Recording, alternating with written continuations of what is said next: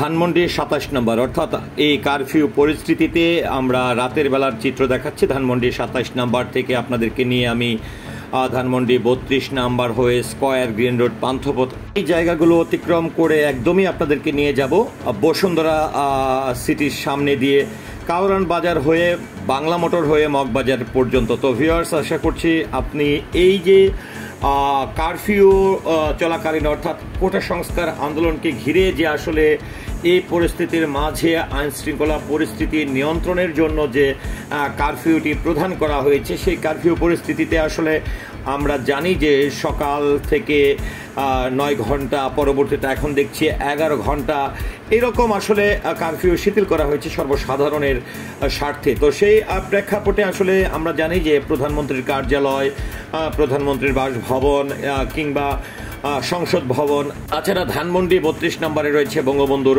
সেই বাড়িটি, এই জায়গাগুলো যেহেতু অত্যন্ত গুরুত্বপূর্ণ এবং আমরা অনেকেই ধানমন্ডি, এলিফ্যান্ট রোড কিংবা Bangla motor, Moghbazar, green road, Bashundhara city, square, হাসপাতাল, এই যে জায়গাগুলো রয়েছে, বিজয় সরণি, এগুলো গুরুত্বপূর্ণ। তো ভিউয়ার্স, এই মুহূর্তে আমি যে জায়গাটি ক্রস করলাম অর্থাৎ ধানমন্ডি ২৭ নম্বর থেকে যাত্রাটি শুরু করে এই মুহূর্তে আমি একদমই একটি সোজা রাস্তা চলে গেছে, যে রাস্তাটি চলে গেছে নিউ মার্কেটের দিকে কিংবা এলিফ্যান্ট রোডের দিকে, সেদিকে না যে আমি বাম পাশে ইউটার্ন করলাম। তো বাম পাশে ইউটার্ন করে আমি গ্রিন রোড, পান্থপথ হয়ে কিন্তু আমি বাংলা মোটর, মগবাজারের দিকে যাচ্ছি। তো ভিউয়ার্স, আমি কিন্তু একদমই যে স্কয়ার হাসপাতালটি রয়েছে, স্কয়ার হাসপাতালের সামনের পরিস্থিতি কি বা এখানকার মানুষের আনাগোনা বা পরিবহনের আসলে কতটা চাপ রয়েছে, এই সকল তথ্য কিন্তু দেখানোর চেষ্টা করছি। তো ভিউয়ার্স, আমি একদমই যে আপনারা দূর থেকে লাইটিং করা যে দেখতে পাচ্ছেন, একদম স্কয়ার হাসপাতালের সামনে যে ফুট ওভারব্রিজটি রয়েছে, সেই ফুট ওভারব্রিজ এখানে লেখা রয়েছে স্কয়ার হসপিটাল লিমিটেড।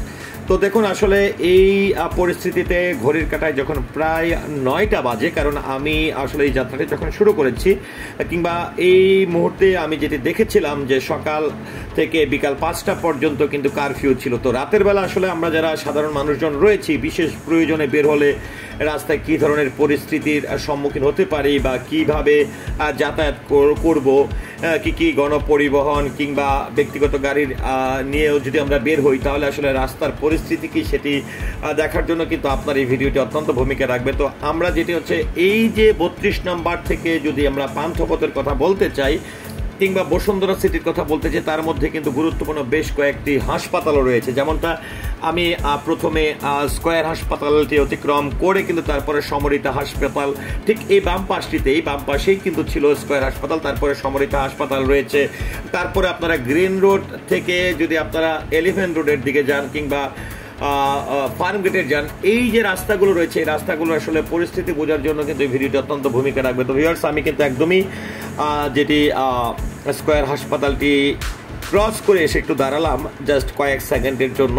তো আপনারা দেখুন যে আসলে আমরা দেখতে পাচ্ছি যে এই কারফিউ থাকার কারণে রাস্তায় অন্যান্য দিনের তুলনায় গাড়ি কম থাকার কারণে easy bike, auto rickshaw, CNG কিংবা এই যে আমরা দেখতে পাচ্ছি সাইকেল নিয়েও কিন্তু অনেকে যাতায়াত করছে। এবং ট্রাফিক ব্যবস্থা আসলে যেখানে গাড়ি নেই সেখানে আসলে ট্রাফিক ব্যবস্থা কি। আর আরেকটি বিষয় হচ্ছে যে বারবারই কিন্তু প্রশাসনের পক্ষ থেকে যেটি সাবধান করা হচ্ছে মাইকিংয়ের মাধ্যমে, যেটি বা ব্যক্তিগত বা সামনাসামনি পড়লেও কিন্তু অনেকে আইনশৃঙ্খলা বাহিনী কিন্তু সবাইকে নিরাপদে চলে যাওয়ার জন্য, ঘরে চলে যাওয়ার জন্যই কিন্তু পরামর্শ দিচ্ছে। তো ভিউয়ার্স, আমি কিন্তু এই মুহূর্তে যে সমরিত হাসপাতালের কথা যেটি বলছিলাম, ঠিক সমরিত হাসপাতালটি আমার বাম পাশে যে জায়গাটি আমি অতিক্রম করলাম, করে কিন্তু আমি সমরিত হাসপাতালটিও কিন্তু ক্রস করলাম, করে আপনাদেরকে গ্রিন রোড, পান্থপথ যেটি রয়েছে 4 রাস্তার মোড়, এই 4 রাস্তার মোড়ের আসলে পরিস্থিতি কি। কারণ এখানে যেহেতু গ্রিন রোড থেকে কিংবা এলিফ্যান্ট রোড থেকে অনেক এসে ফার্মগেটের দিকে যায় কিংবা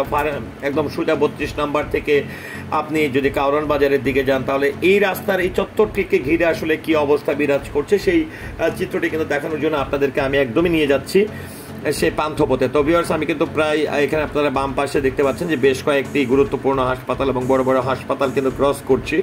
সেই হাসপাতালগুলোতে দিকে তাকানোর পর যেটি লক্ষ্য করছি যে আসলে কারফিউ থাকা সত্ত্বেও কোনো মানুষের বিপদ আপদ বা ব্যক্তিগত খুব জরুরি কাজে যারা বের হচ্ছেন তাদের আইনি কোনো আসলে জটিলতায় পড়তে হচ্ছে, এরকমটা কিন্তু আমার চোখে পড়েনি। তো ভিউয়ার্স, আমি কিন্তু এই মুহূর্তে পান্থপথের যে চত্বরটি রয়েছে আমি কিন্তু ঠিক সেই চত্বরের কাছাকাছি চলে এসেছি। আপনারা দেখতে পাচ্ছেন সামনে বাম পাশ থেকে ডান দিকে গাড়িগুলো, অনেক গাড়ি চলে যাচ্ছে ফার্মগেটের দিকে। আর আমি যেহেতু একদমই কারণ বাজারের দিকে যাচ্ছি, সে ধানমন্ডি 32 নম্বর থেকে স্কয়ার হাসপাতাল, সম্মিলিত হাসপাতালের সামনে দিয়ে এসে কিন্তু একদম বসুন্ধরা সিটির সামনে যে বসুন্ধরা মার্কেটটি যেটি রয়েছে, আমি একটু সেটিও আপনাদেরকে একটু দেখাবো। যে ঘড়ির কাঁটা যেহেতু প্রায় 9টা বাজে, সেই পরিস্থিতিতে দেখুন যে যেহেতু মানুষের আসলে কারফিউ থাকার কারণে চলাফেরার করা বা গাড়ি ঘোড়ার কমে গেছে, সেক্ষেত্রে কিন্তু অনেকটাই অন্ধকারচ্ছন্ন বা অপ্রয়োজনে যে দোকানপাট এগুলো কিন্তু বন্ধ রয়েছে।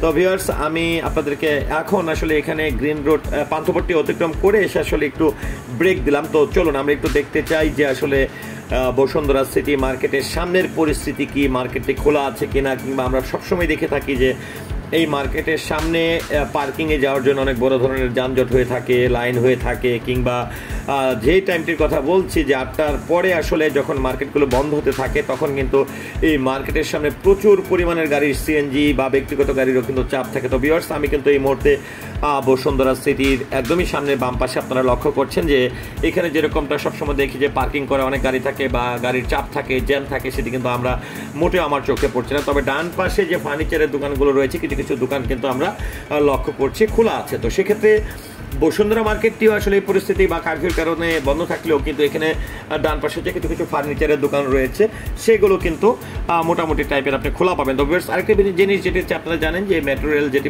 বলবো উত্তরা দেয়াবাড়ি থেকে মতিঝিল পর্যন্ত চালু হয়েছে। তো সেই উপরে যে লাইনটি দেখতে পাচ্ছেন, সেটি কিন্তু আমি যেটি মেট্রো রেল স্টেশন, এখানে কিন্তু কারণ বাজারে মেট্রো রেল স্টেশনটি রয়েছে। আর সোজা রাস্তাটি এখান থেকে বামে যদি আমি চলে যেতাম, ফার্ম গেটে যেতাম, আর যদি আমি সোজা চলে যাই তাহলে একদমই বিএফডিসির সামনে দিয়ে মগবাজার থেকে মহাখালীর যে সংযুক্ত হাতিরঝিলের রাস্তাটি রয়েছে, সেদিকে আমার যাওয়া লাগতো। তো আমি যেহেতু প্যান প্যাসিফিক সোনারগাঁয়ের সামনে এসে কিন্তু আমি ইউটার্ন করলাম। তো ইউটার্ন করে আমি একটু আপনাদেরকে বাংলা মোটরের অবস্থাটি কি দেখাতে চাই, কেননা যে শাহবাগ, ঢাকা ইউনিভার্সিটি বাংলা মোটরের খুবই সন্নিকটে। তো সেই জায়গাটির অবস্থা কি, সেখানেও কিন্তু সব বরাবরে কিন্তু বড় বড় সিগন্যাল থাকে, গাড়ির চাপ থাকে। তো সেই চাপটি কিন্তু আমরা দূর থেকে কিন্তু দেখছি যে একদমই খোলামেলা রাস্তা। তো ভিউয়ার্স, যেটা হচ্ছে যে আবারও বলছি যে আমি কিন্তু একদমই আপনাদেরকে ধানমন্ডি 27 নাম্বার থেকে 32 নাম্বার হয়ে পান্থপথ গ্রিন রোড হয়ে বসুন্ধরা সিটি মার্কেটের সামনে দিয়ে এসে একদম প্যান প্যাসিফিক সোনারগাঁয়ের সামনে থেকে ইউটার্ন করে আমি কিন্তু বাংলা মোটরের দিকে কিন্তু আপনাদেরকে নিয়ে যাচ্ছি। তো আমি কিন্তু এই মুহূর্তে একদমই ফুট ওভারব্রিজটা আপনারা লক্ষ্য করছেন, এটি হচ্ছে বাংলা মোটর। তো বাংলা মোটর থেকে আমি একটু ইউটার্ন করে আপনারা সোজা যে শাহবাগের দিকে বা মিন্টু রোডের দিকে যে রাস্তাটি আছে, কিংবা ডান পাশের গাড়িগুলো কিন্তু ইস্টার্ন প্লাজার যে রোডটি রয়েছে সেদিকে চলে গেছে। তো আমি ইউটার্ন করলাম বাম দিকে ইউটার্ন করে আমি মগবাজারের দিকে কিন্তু যাচ্ছি। তো ভিউয়ার্স, যেটি আসলে এই রাত 9টার পরে বা 9:30টার পরে খুব বেশি গাড়ি কিন্তু আমরা লক্ষ্য করিনি। তবে অবশ্যই কারফিউ চলাকালীন আমরা সাবধানতা অবলম্বন করব নিজেদের জন্য এবং আইন মেনে চলার চেষ্টা করব।